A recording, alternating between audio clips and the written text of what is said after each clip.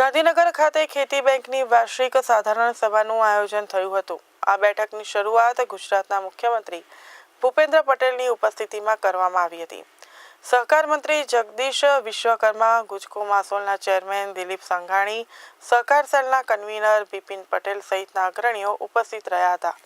મુખ્યમંત્રીએ પોતાના ભાષણમાં જણાવ્યું કે સરકારનું કામ ઋણ સ્વીકારવાનું નહીં પણ ફરજ રૂપે કામ કરવાનું છે।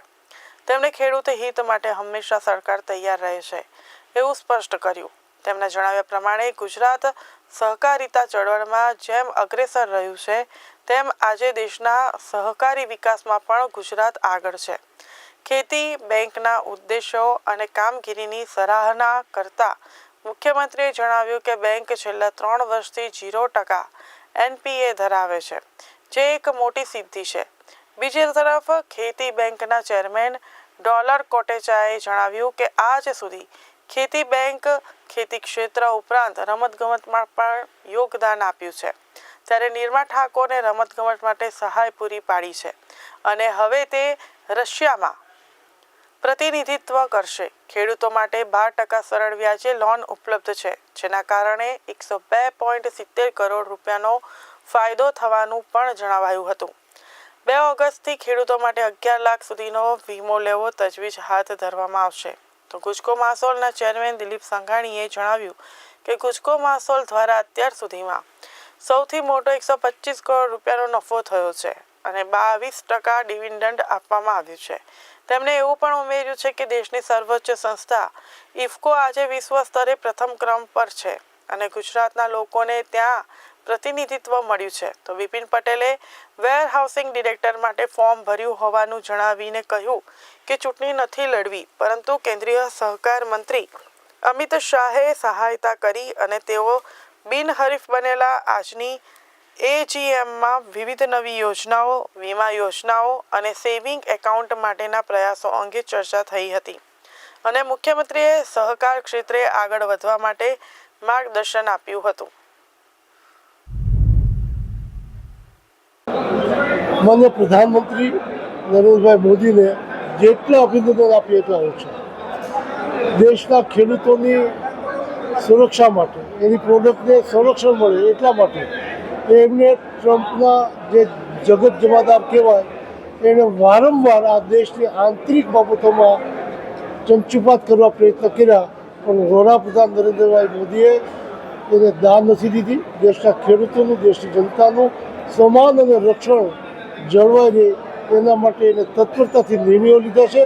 એને ટેરિફ નાખવાના જે દાવાઓ કર્યા, રશિયા પાસેથી ફર્ટિલાઇઝર કે ઓઇલ પ્રોડક્ટ નહીં ખરીદવા માટેના દબાણો કર્યા, આમ છતાં પણ આપણે દેશના હિતમાં જે હોય એ જ નિર્ણય કરીશું એવો જવાબ અને પ્રવૃત્તિને એક્શન લઈને દેશની જનતાને, ખેડૂતોને અને આમ જનતાને સુરક્ષિત કર્યા છે।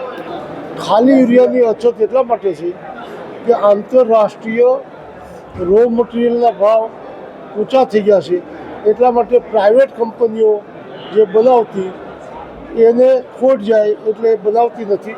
ભૂતકાળમાં આપણા દેશમાં જે યુરિયા પેદા થતું એમાં 30% ઇફકો માત્ર બનાવતું, 70% 30થી 35 કંપનીઓ દેશમાં છે એ બનાવતી। આજે પ્રાઇવેટ કંપનીઓ, સરકારી કંપનીઓ જે એનું ઉત્પાદન ઓછું કર્યું એના કારણે ઇફકોએ એટલું જ પોતાનું 100% ઉત્પાદન ચાલુ રાખ્યું છે।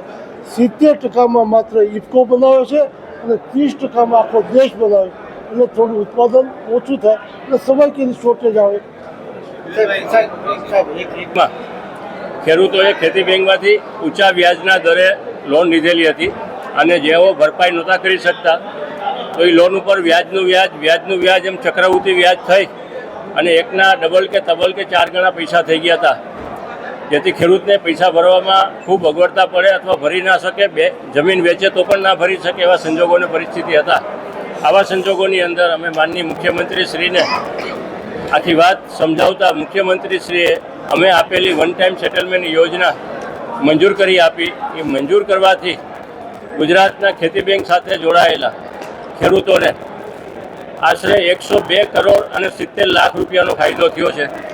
અને કદાચ ગુજરાતમાં કે ભારતમાં આટલું મોટું વ્યાજ રાહત જો કોઈ બેંકે આપી હોય તો માત્ર ગુજરાતની આ એક બેંક છે, જેથી અમે મુખ્યમંત્રી શ્રીનો ખાસ ઋણ સ્વીકાર કાર્યક્રમ ગુજરાતના ખેતી બેંક સાથે જોડાયેલા ખેડૂત ભાઈઓ તેમજ ખેતી બેંક વતી અમે આજે કર્યો છે.